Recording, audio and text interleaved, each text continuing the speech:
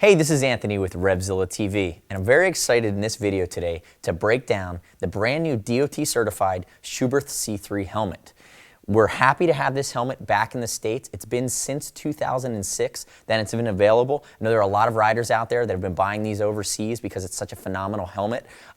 Having it back in the States, having Schuberth come back to North America means that the support and warrantyability, replacement parts, all the things we'll need for a $700 helmet to be able to support it down the road are now available, being that we can officially start selling these in the States and we have the backing of Schuberth, Germany.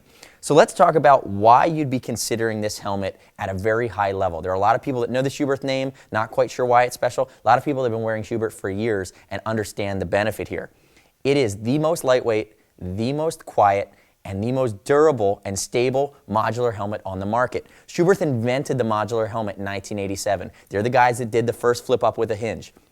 They also invented the flip-down sun visor in 2008. They've been making motorcycle helmets since 1954. Schuberth, as a company, has been making helmets in general since 1922. So there's a lot of R&D, a lot of things that they figured out many moons ago that go into the top end, into the R&D and the testing and development of a helmet like this. Talk about fit a little bit. I would say it's between a medium oval or intermediate oval and slightly round. It fits along the same lines as the Arai RXQ and the Shoei Quest helmet. It's going to be that touring fit, which is starting with a more intermediate oval and then giving you a slightly more room around the crown of the head, slightly more room left to right in the temple. So let's start from the outside of the helmet and we'll work our way in. As you can see, I have three in front of me. I have a black, I have a silver, and I have a white. They're all $699. And then the matte black is going to be coming within the next few months, so we should have that available as well. Let's talk about weight first and foremost. They tout it as the lightest modular helmet on the market. So we said, okay, stick it on the scale. Let's see if that's true. We got 3 pounds, 9.2 ounces, which comes out to 620 grams. Schuberth's posted weight for a medium is 650 grams. So you have to love it. You know we're off to a good start when the manufacturer's posted weight is actually heavier than what we're actually getting. Usually it's a little bit different in the other direction. So you have a very lightweight helmet. If you'll notice in front of me, if you can see all three of these helmets, I have 2 extra larges and this black one to my left is a medium. It's actually my helmet that I've been wearing. But I'm going to walk through on the silver today because it's going to be easier to see the features on this guy. So let's talk about the outer shell. It's basically a composite that's Schuberth, it's proprietary to Schuberth. They call it the S.T.R.O.N.G material. It's a mix of fiberglass, Dyneema, and Duroplast. It's their own proprietary technology. It's injection bag molded, but it's done in a way that you get this very evenly distributed width across the helmet, so it's very strong, but there's no excess material. A lot of times when you use an injection or a bag molding system, you'll have just a random, or you'll have a normal shaped balloon that presses the mold. What Schuberth has done is designed a mold and a balloon system that's shaped like the helmet. So what you do is you can use the least amount of resin and layers of material to make up a very strong, very light helmet shell that's not going to have any excess material. So the width is going to be even throughout. You can notice the profile on this guy. It's a very small profile. What I'm actually going to do here is I'm going to stick this guy to the second side for 1 second. I'm going to bring in this black guy, and I'm going to reach down. I'm going to show you one of the other lowest profile helmets that we have in our line. This is a Shoei RF 1100, which we consider to be extremely streamlined. Look at it next to the medium.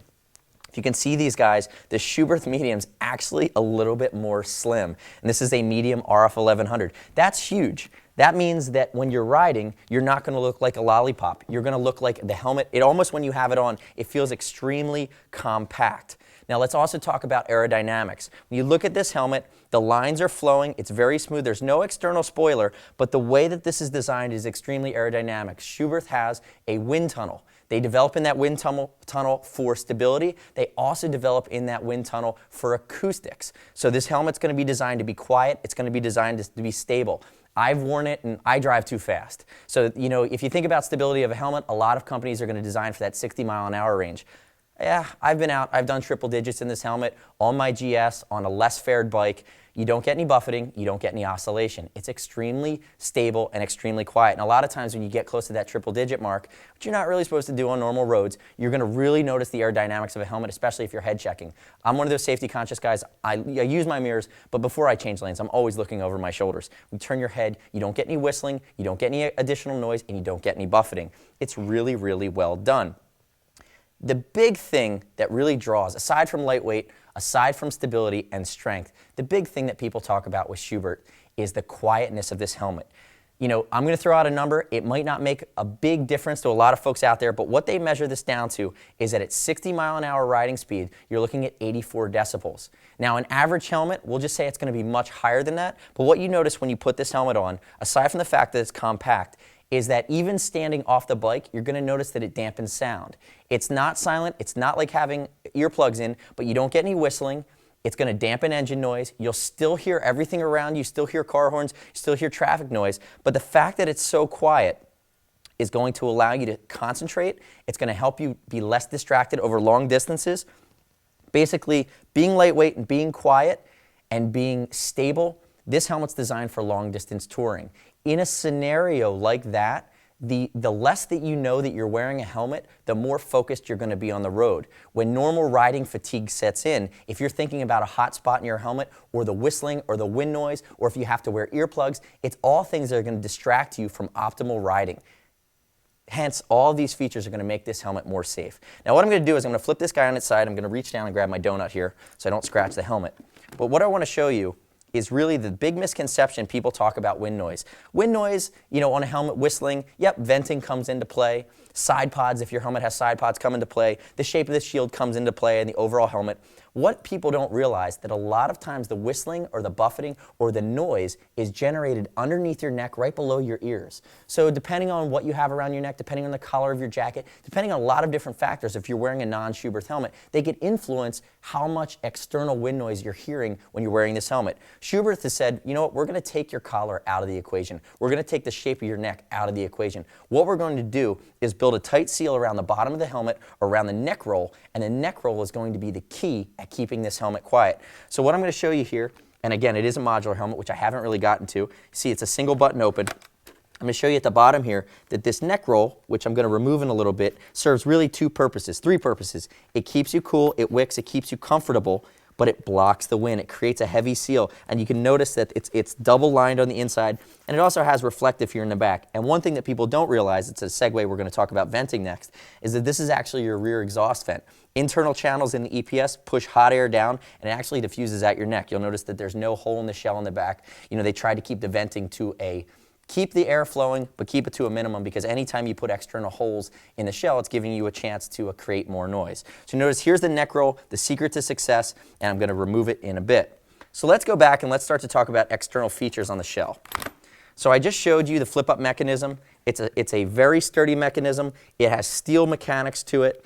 It's lightweight, and it feels precise. Precise is a key word. A lot of times, you know, there are modulars out there that are going to feel like they're clunky or feel like the latches are plastic. You know, you can see on this guy, it almost functions as a car door. The latch that's built in here, it's single position, it's spring-loaded, and you notice that it's metallic or metal hinges here that it locks on. So it has a nice closing mechanism to it. If I open it up, you're going to see the guts here, the inside of this guy. Show you on the side here. Here's the internal sun visor. It's a dual cable system, so it's not plastic on plastic. It's very easy to use, has a constant tension to it, so you actually could crack it down if you just had sun in the top left. You don't have to go all the way down with it. I will say this, that in my own experience riding with it, I found it very easy to use. It's very smooth even with the glove on, but I find that it provides enough coverage. There are a lot of helmets out there that do that sun visor, and their first stab at it ends up being too short, and you end up with a sun visor that stops real high on the bridge of your nose. This guy goes down far enough, it's not going to touch. You have plenty of clearance, and I do have a big nose, but what it's going to do is it's going to come down far enough that it's going to give you full enough coverage down closer to mid-cheek versus high up here on the nose. I also want to mention about the sun visor that it's fog-coated, fog-free coating on both the outside and the inside of this visor. So moving right along with this guy, let's talk a little bit about the shield. And I believe these are the turbulettes. They are patented, and what they're going to do is they're diffusing wind as it comes up. It keeps wind from going inside the shield and creating a whistle at the top. It's a very wide periphery on this shield. And I will note, the external shield is not fog-free coated. Here's why. When you invest in a Schuberth helmet, it comes Pinlock. Not Pinlock ready, it comes with the Pinlock system. So you'll notice that there is the Pinlock posts here on the side, and the Pinlock is actually built in. It's removable and replaceable, obviously, but it comes with the helmet. You don't have to reinvest in it after the fact. The beauty of the Pinlock system is it's basically in the areas that are most likely to fog on the inside of a shield of a helmet, it creates a double layer. It traps a very tiny sliver of air. With that double layer, what you're doing is you're creating a barrier between the two temperature ranges. One, warm air inside from your breath, outside with the external cold. By creating that barrier of air, you're not going to have the ability to fog. You're actually just physically taking it out of the equation. So you do have that Pinlock system. The other thing I want to talk about is there's a position for being slightly cracked when you go down. There are detents on this guy, and they're decently strong detents, but when you push it down, it's not locked. You'll get some crack there, and then you snap it. There's a snap on the front, and you can go fully locked and in the down position. Double finger position, guys, or double-sided tabs on both sides, easily operable with a glove. And I will mention, check out this chin vent here. It's a one-position vent, either open or closed, but it vents directly to the shield. It vents to the shield and then up, and then we can get channeled down the back and exhaust out the back. Now venting, we went from the chin. We'll talk about the two-hole air intake up here on the top. It's three-position, open, medium, and closed. It has two big holes that vent right directly to EPS and exhaust out the back. So on the outer shell, a couple more features. One that adds to the safety factor. They call this helmet 360-degree reflective. And what that means is there are reflective panels all over this guy. Notice two major ones right here. If you come in tightly, they're across the brow on both sides where my finger is, along this gasket that's weatherproof here at the top. Right above it, you have two reflective panels. The Schuberth logo here is completely reflective. I noted that on the neck roll underneath, right here, you're going to have reflective panels. And then on the back, you're going to have reflective as well as the side. So really, it gives you the best chance of headlights hitting your helmet and it lighting up in particular areas. Moving right along, let's go back to the bottom here. We've talked about the net roll. Let's start breaking this guy down. So the first thing you're going to notice is that we have the double chin curtain.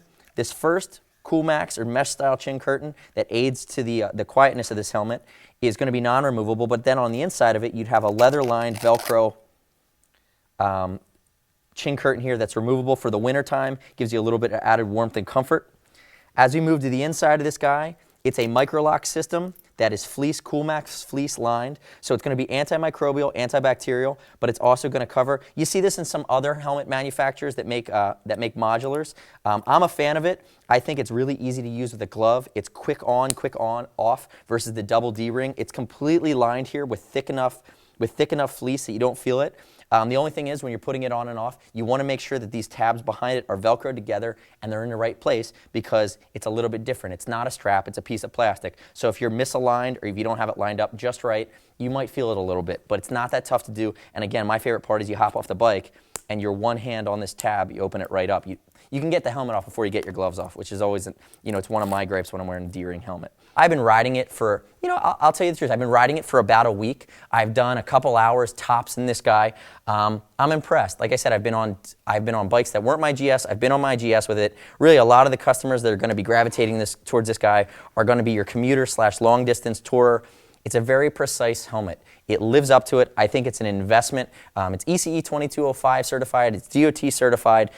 Schuberth will support it in North America. If you buy one from a North American dealer, your warranty lives on. If you're buying them from across the pond, Schuberth does not support helmets that were bought overseas but are used in the States. If you have any questions about us, shoot us a line. cs@revzilla.com or 877-792-9455. We're very happy to walk you through this guy. If you do get the wrong fit, or if you need to check out the fit or make a swap, I wear a medium in everything else. I'm a solid medium in this guy.